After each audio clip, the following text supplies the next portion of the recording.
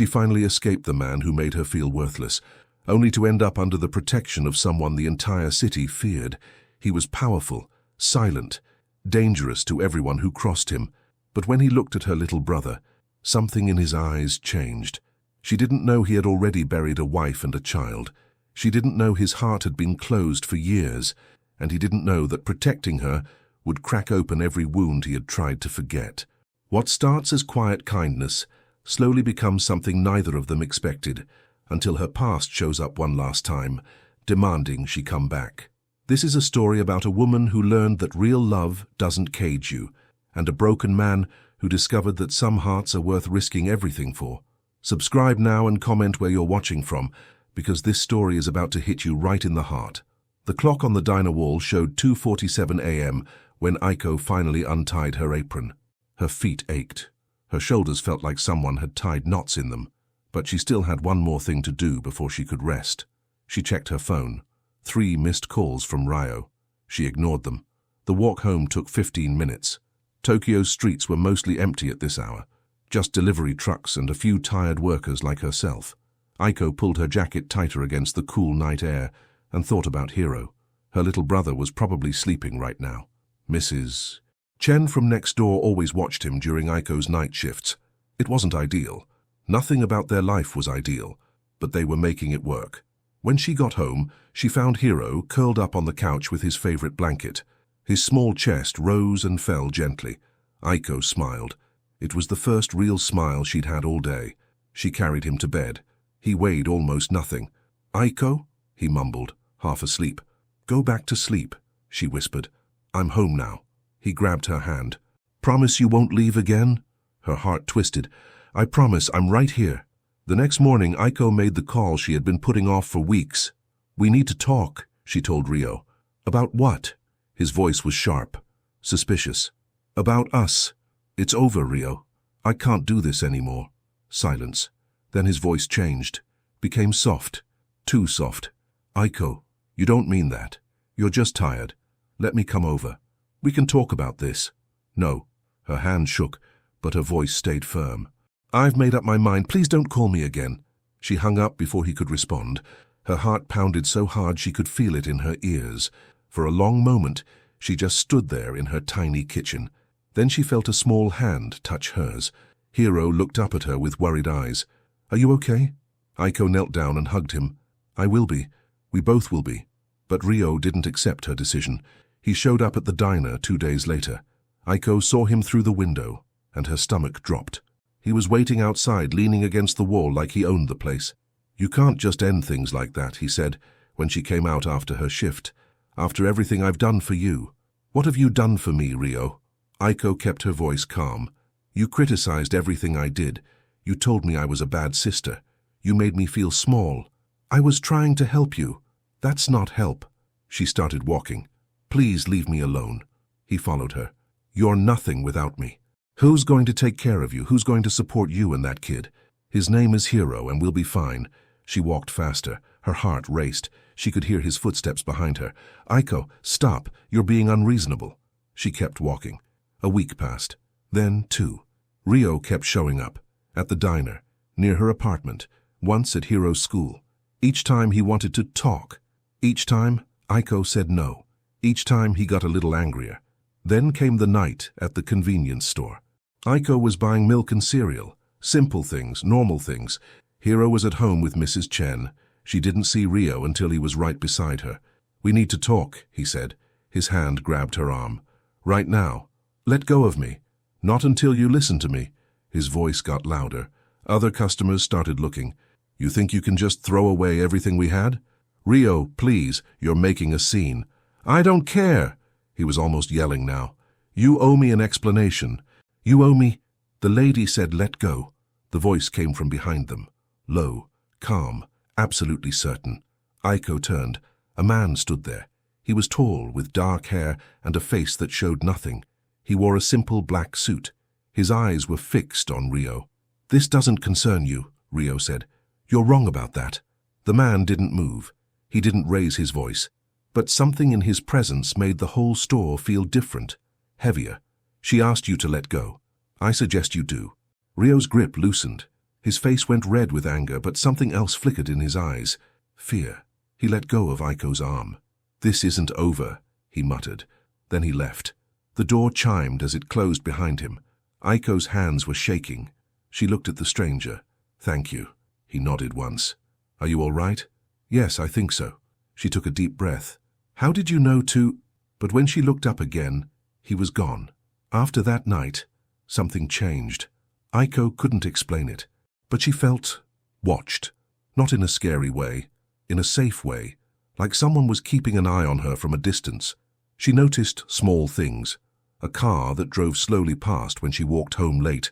A man in a dark coat standing across the street from the diner. Once she thought she saw that same tall stranger sitting in a coffee shop near Hero's school. She should have been afraid, but somehow she wasn't. Then the help started. First, it was Hero's medication. The pharmacy called to say someone had paid off the balance. Aiko asked who. They didn't know. Then the leak in her bathroom got fixed. She came home one day, and it was just done. Mrs. Chen said a repairman had stopped by. Very polite, very professional. The refrigerator hummed quietly. The medicines sat in the cabinet. Small things, but they meant everything. She finally met him properly on a Sunday afternoon. Aiko was sitting in the park with Hero. He was drawing pictures in his little notebook while she watched the clouds move across the sky. "Hello?" She looked up. There he was, the man from the convenience store. "I'm sorry to interrupt," he said. His voice was the same as before, quiet and controlled. "I wanted to make sure you were doing well. You've been helping us," Aiko said. It wasn't a question. He paused, then nodded. "Yes." "Why?" Before he could answer, Hero looked up from his drawing. His eyes went wide, but not with fear, with curiosity. "Are you the medicine man?" Hero asked. The stranger's face changed, just slightly. Something softened around his eyes. "You could say that," he replied. "I'm Hero." The boy held out his small hand. The man knelt down to Hero's level.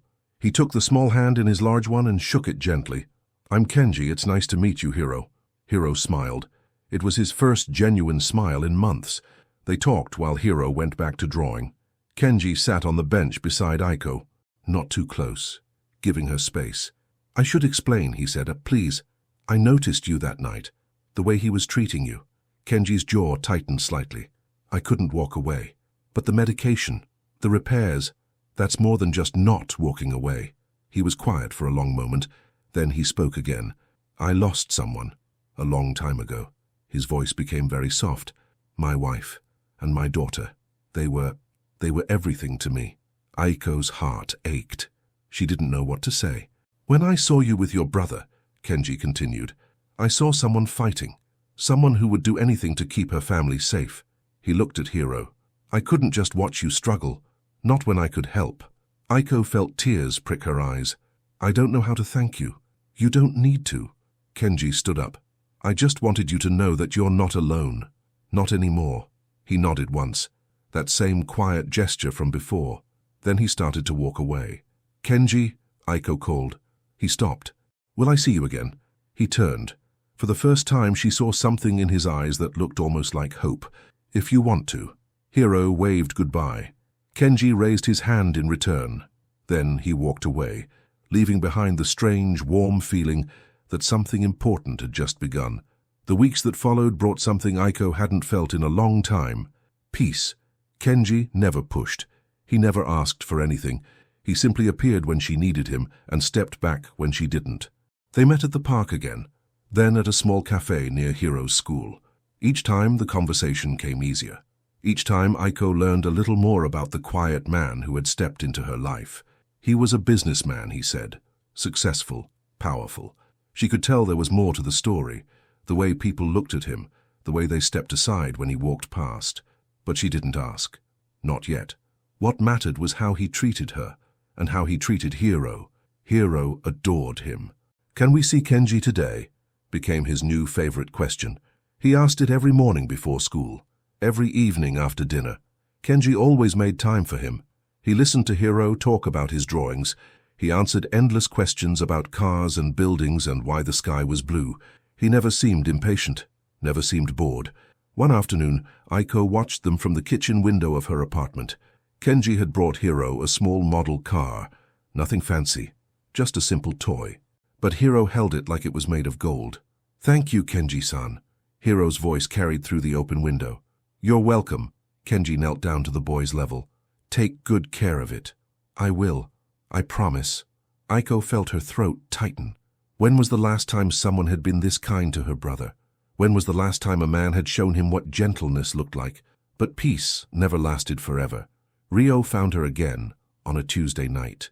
She was leaving the diner after a double shift, exhausted, thinking about nothing but sleep. Then she heard his voice. "Still working yourself to death, I see." He was leaning against the wall outside. His arms were crossed. His smile was cold. "Ryo." Aiko's stomach turned. "What are you doing here?" "I wanted to see you." He pushed off the wall and walked toward her. "Is that so wrong?" "I told you. We're done. You said a lot of things." His voice dropped, became dangerous. "You also said you loved me once, remember? That was before I knew what love wasn't supposed to feel like." His face twisted. "Who told you that? That new friend of yours? The one in the fancy suits?" Aiko's blood went cold. "You've been watching me. I'm worried about you, Aiko. You're making bad choices, dangerous choices." He stepped closer. "You don't know who that man really is. I know he treats me with respect. He's using you." Ryo's voice rose. "He's playing some kind of game. Men like that don't help people like you without wanting something. Go away, Ryo. Not until you listen to me." He grabbed her wrist, hard. Pain shot up her arm. Aiko tried to pull away, but his grip was like iron. "Let go of me. Not until you—" A car door opened somewhere behind them. Footsteps, slow and steady. Ryo looked over Aiko's shoulder. His face went pale. "I believe you heard the lady." Kenji's voice was calm, perfectly controlled. But something underneath it made the air feel electric. Ryo let go. He stumbled backward. His bravado crumbled like wet paper. "This is none of your business," he said. But his voice shook. "Everything about her is my business now." Kenji stepped between them. He didn't touch Ryo. He didn't need to. "Leave. And don't come back." For a long moment, no one moved. Then Ryo turned and walked away. His footsteps echoed in the empty street until they faded to nothing. Aiko's wrist throbbed. She rubbed it gently. "Are you hurt?" Kenji asked. His voice was different now, softer, worried. "I'm okay." But she wasn't. Not really. "This can't continue." Kenji turned to face her.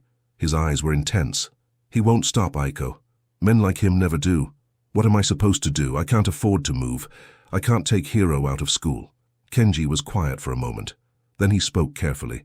"I have a house, outside the city. It's quiet, safe." He paused. "You and Hiro could stay there. Until things settle down." Aiko stared at him. "I can't just—" "You can think about it, there's no pressure." He reached into his pocket and handed her a card. Simple, white, just a phone number. "Call me if you need anything. Anytime." She took the card. Her hands were still shaking. "Why are you doing all this?" she whispered. "Why do you care so much?" Kenji looked at her for a long moment. Something deep and painful moved behind his eyes. "Because I know what it feels like to lose everything," he said quietly. "And I couldn't save them. But maybe I can help you." He walked back to his car. The engine started, and then he was gone. 3 days later, Aiko made her decision. Ryo had shown up at Hiro's school. He hadn't done anything, just stood across the street and watched. The teacher had called Aiko, worried. That night, Hiro had nightmares. "I don't want the angry man to come back," he whispered, clutching his blanket. "He scares me." Aiko held him close. "And he won't hurt you, I promise." "But what if he does?" She had no answer, and that scared her more than anything. The next morning, she called the number on the card. The house was beautiful, not big in a flashy way, not fancy, just peaceful. It sat on a quiet street surrounded by trees. A traditional Japanese garden spread out behind it, with a small pond and carefully placed stones. "It's too much," Aiko said as Kenji showed them around. "That's just a house." He slid open a door to reveal a bedroom with a large window. "This would be Hiro's room. The garden is right outside." Hiro pressed his nose against the glass. "Can I really stay here?" "If your sister says yes." Hiro turned to Aiko. His eyes were huge, hopeful. She thought about their cramped apartment, the leak that kept coming back, the neighbors who played loud music until midnight, the shadow of Rio always lurking nearby. Then she thought about this place, the silence, the safety, the way Hiro's face had lit up for the first time in months. "Okay," she said. "We'll stay, but only for a little while." Kenji nodded. "As long as you need." Living in the house was strange at first. Aiko kept waiting for something bad to happen, for Kenji to reveal some hidden expectation, for the kindness to come with strings attached. But it didn't. Kenji gave them space. He had his own room on the other side of the house. He left early each morning for work and came back in the evening. He never entered their rooms without permission, never made them feel like guests who had overstayed their welcome. There was a housekeeper named Mrs. Sato. She was in her 60s, with warm eyes and a gentle smile. She cooked meals that made the kitchen smell like home. She taught Hiro how to fold paper cranes. She treated Aiko like a daughter. "Kenji-san is a good man," Mrs. Sato said one afternoon while they prepared dinner together. "He seems cold to most people, but that's just his armor. Armor against the pain." Mrs. Sato's hands moved skillfully as she chopped vegetables. "He lost so much. His wife, his little girl. For a long time I thought he would never smile again." Aiko thought about that, about the careful way Kenji moved through the world, about the sadness that lived behind his eyes, even when his face showed nothing. "What happened to them?" she asked quietly. Mrs. Sato shook her head. "That's his story to tell when he's ready." Hiro adapted faster than Aiko expected. Within a week, he was exploring every corner of the garden. He named the koi fish in the pond. He drew pictures of the trees and the clouds, and the way the sunlight fell through the leaves. He also started following Kenji around. At first, Aiko worried. Was Hiro being a bother? Would Kenji get tired of him? But Kenji never complained. He answered Hiro's questions with endless patience. He showed him how to feed the fish. He sat with him in the garden and listened to him talk about school. One evening, Aiko found them on the porch together. Kenji was teaching Hiro how to play a simple board game. Their heads were bent close together. Kenji was actually smiling. It was a small smile, barely there, but it changed his whole face. Aiko stood in the doorway and watched. Something warm spread through her chest, something that felt dangerously like hope. That night, after Hiro was asleep, Kenji found her in the garden. "May I sit?" he asked. She nodded. He settled onto the stone bench beside her. Not too close, always respectful. "Hiro seems happy," he said. "He is. Happier than he's been in a long time." Silence fell between them. Comfortable. Easy. "I never thought I'd hear laughter in this house again," Kenji said quietly. "After they died, I closed it off. Kept only a few rooms open. Let the rest gather dust." Aiko didn't speak, she just listened. "My daughter was 6, he continued. His voice was steady, but she could hear the pain underneath. She loved this garden. She would chase butterflies for hours." He paused. "When I hear Hiro laughing out there sometimes I forget, just for a moment. And then I remember." "Does it hurt?" Aiko asked. "When you remember?" "Yes." He looked at her. "But it's a good kind of hurt. It means they were real. It means they mattered." Aiko reached out and touched his hand. Just briefly. Just enough to let him know he wasn't alone. Kenji didn't pull away. They sat together in the garden until the stars came out. Two broken people, slowly learning to heal. A month passed. Then 2. Aiko stopped counting the days. She stopped waiting for the other shoe to drop. For the first time in years, she simply lived. She still worked at the diner. Kenji had offered to help with money, but she refused. Some things she needed to do herself. Independence wasn't just about survival. It was about knowing she could stand on her own 2 feet. But she found herself rushing home after every shift. Home. That's what the house had become. Not just a safe place.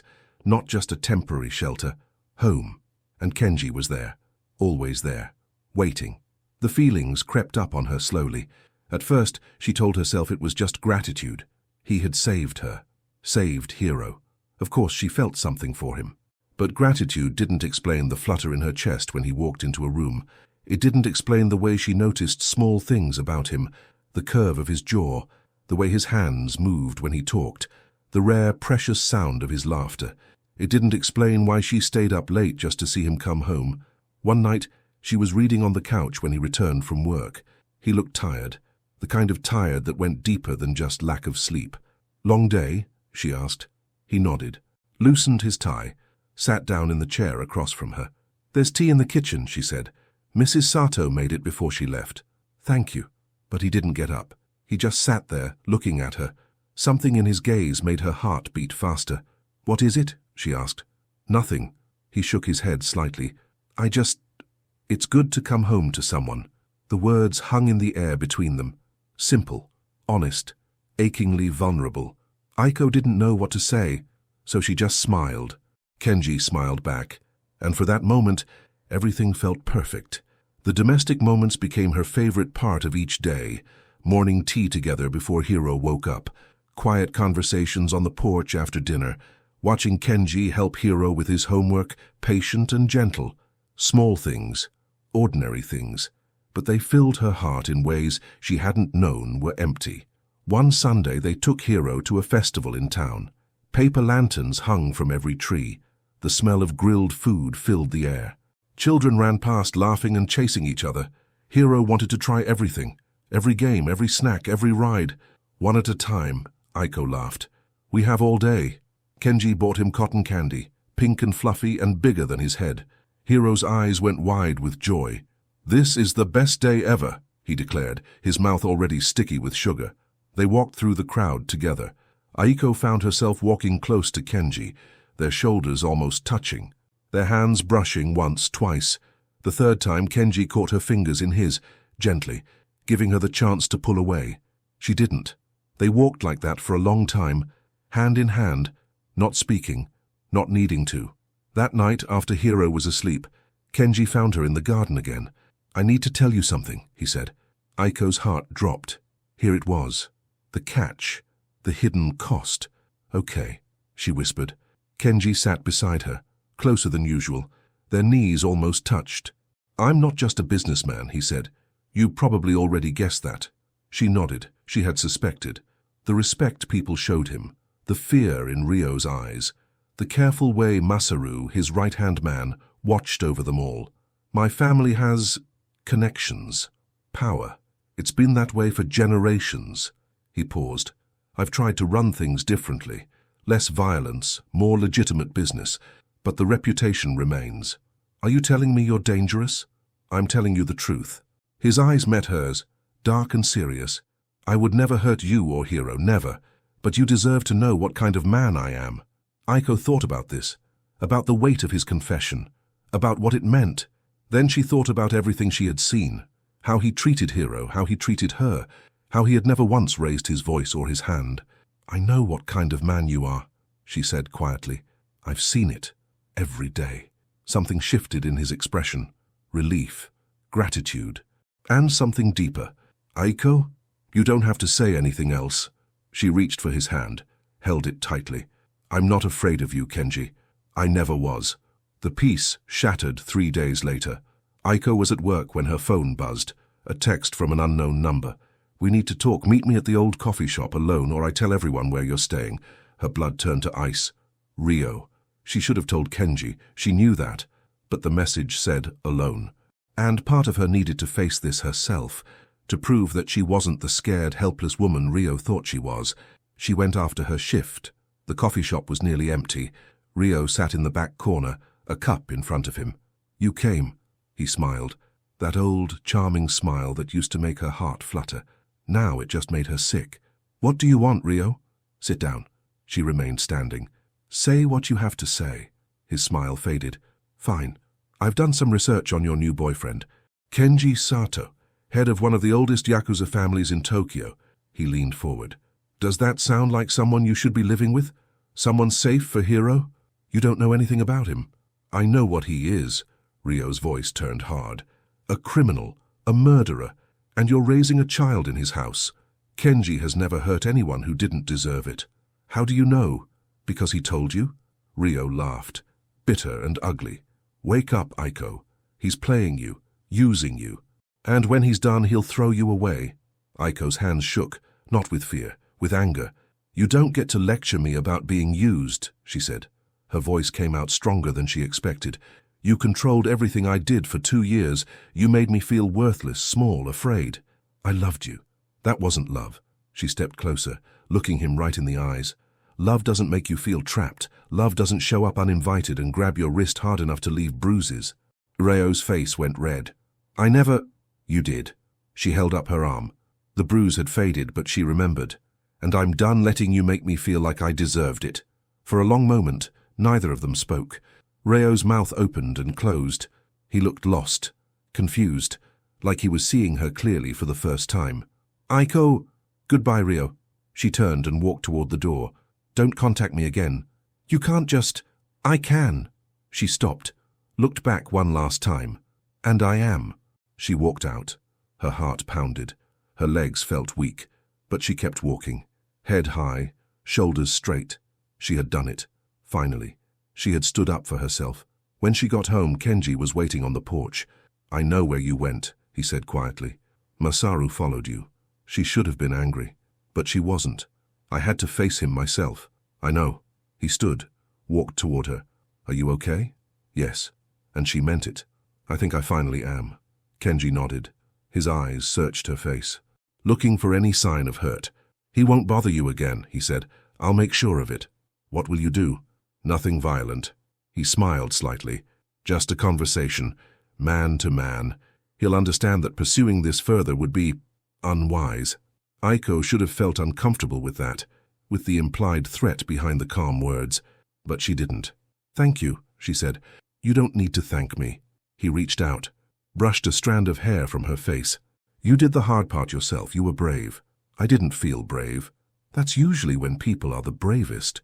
She looked up at him, at this complicated, wounded, gentle man who had changed her life, and she made a decision. She rose on her tiptoes, pressed a soft kiss to his cheek. Kenji went very still. His breath caught. Thank you, she whispered again, for everything. Then she went inside, leaving him standing in the doorway, stunned, hopeful, and maybe, just maybe, a little bit in love. 2 days later, Ryo sent one final message. I'm sorry, I won't bother you again. Aiko stared at the words for a long time. She didn't know what Kenji had said to him. She didn't need to know. She deleted the message, blocked the number, and finally completely let go. The kiss changed everything, not in a dramatic way. There were no grand declarations, no sudden confessions of love, but something had shifted between them. The air felt different, charged with possibility. Aiko found herself watching Kenji more carefully now, noticing things she had ignored before. The way he paused before entering a room she was in, the way his eyes lingered on her face when he thought she wasn't looking, the way his voice softened when he said her name. She was falling for him. She knew it, and it terrified her. You're thinking too loud, Mrs. Sato said one morning. Aiko looked up from her untouched tea. What? Whatever is on your mind. It's written all over your face. The older woman smiled knowingly. Want to talk about it? Aiko hesitated. Then the words came tumbling out. I don't know what I'm doing. With Kenji. With any of this. She wrapped her hands around her cup. Every time I think about the future, I get scared. What if I'm making a mistake? What if I'm confusing gratitude for something else? Mrs. Sato sat down across from her. Her eyes were warm and patient. Let me ask you something, she said. When you imagine leaving this place, how do you feel? Aiko's chest tightened. The thought of walking away, of going back to her old life, of not seeing Kenji every day. Empty, she admitted. I feel empty. And when you imagine staying, scared, but also, she searched for the right word, hopeful. Mrs. Sato nodded. That's not gratitude, child. That's love.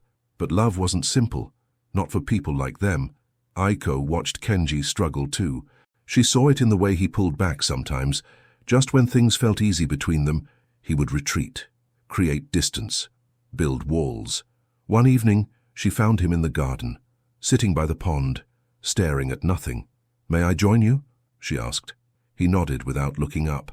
She sat beside him, close enough to feel his warmth, far enough to give him space. What's wrong? For a long moment, he didn't answer. Then he spoke. His voice was rough, strained. My daughter would have been 9 this month. Aiko's heart ached. I'm so sorry. I keep thinking about what she would look like now, what her voice would sound like. He closed his eyes. Some days it feels like it happened yesterday.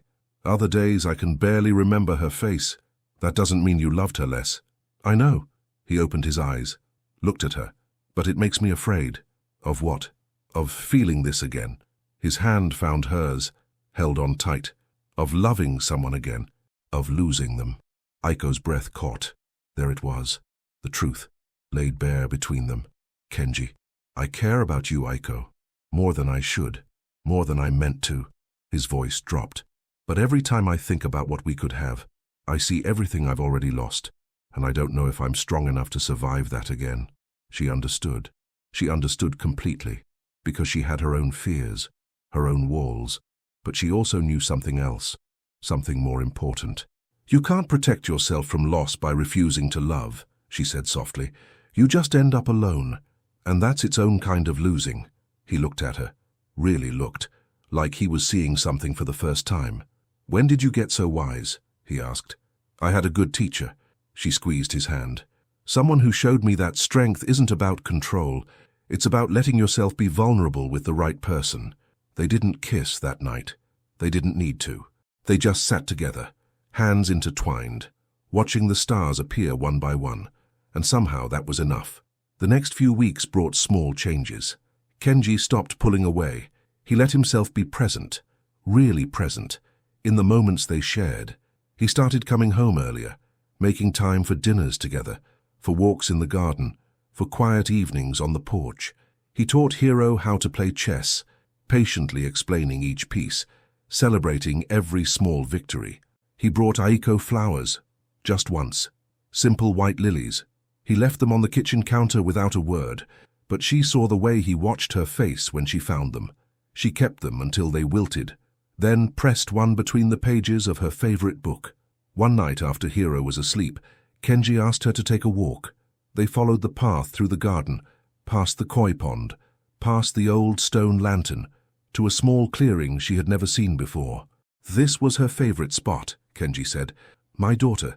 She used to catch fireflies here in the summer. Aiko looked around. In the moonlight she could almost see it. A little girl laughing, chasing lights, filling the darkness with joy. Thank you for showing me, she said. Kenji turned to face her. In the pale light he looked younger somehow, more open. I want to show you everything, he said. All of it. The good parts and the broken parts. If you'll let me. Kenji, I know I'm not easy.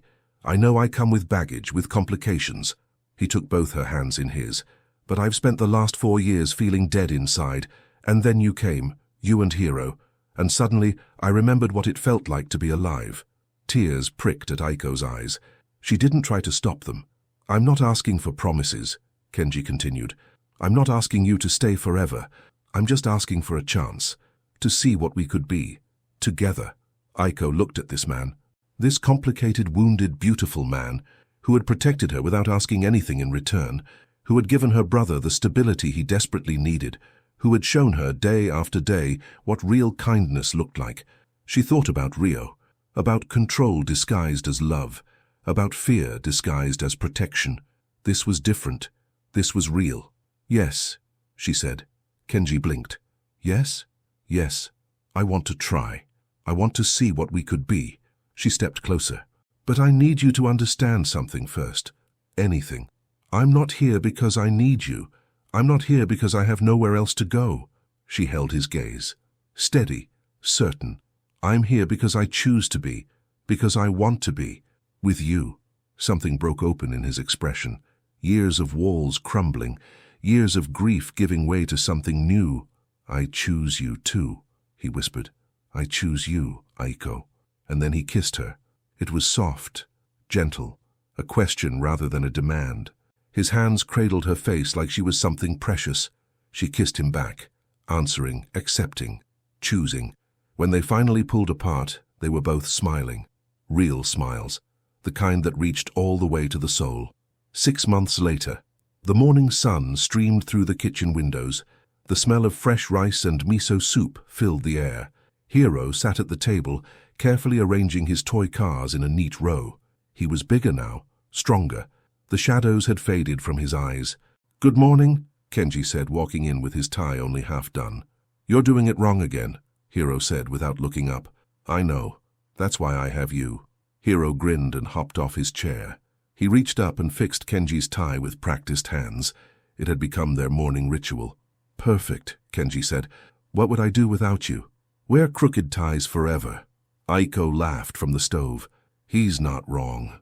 Kenji walked over to her, wrapped his arms around her waist, pressed a kiss to her temple. Good morning, he murmured against her hair. Good morning yourself. Mrs. Sato bustled in with fresh vegetables from the garden. Masaru followed behind, pretending to grumble about being put to work. The tomatoes are coming in nicely, Mrs. Sato announced. We'll have enough for sauce this weekend. I want to help, Hiro said. Of course you will. You're my best helper. Aiko watched them all. This strange, wonderful family they had built. Not from blood, but from choice, from trust, from love. Kenji's hand found hers under the table. He squeezed gently. Happy? He asked. She looked at him, at the man who had given her safety without taking her freedom, who had loved her brother like his own, who had opened his heart despite all the reasons not to. Yes, she said, completely. Outside, the garden bloomed with spring flowers. The koi swam lazy circles in the pond, and somewhere Aiko liked to imagine a little girl chased fireflies, not goodbye, just present, in the laughter, in the love, in all the small moments that made up a life. That night after Hiro was asleep, Aiko stood on the porch. The stars were bright. The air was warm. Kenji came to stand beside her, shoulder to shoulder, hand in hand. I never thought I'd feel this way again, he said quietly.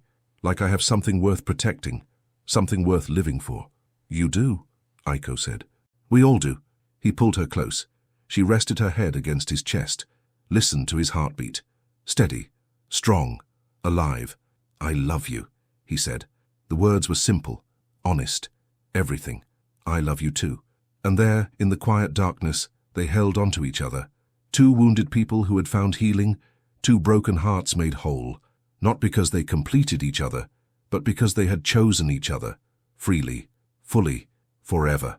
The future stretched out before them, unknown, uncertain, but no longer frightening, because whatever came next they would face it together as a family,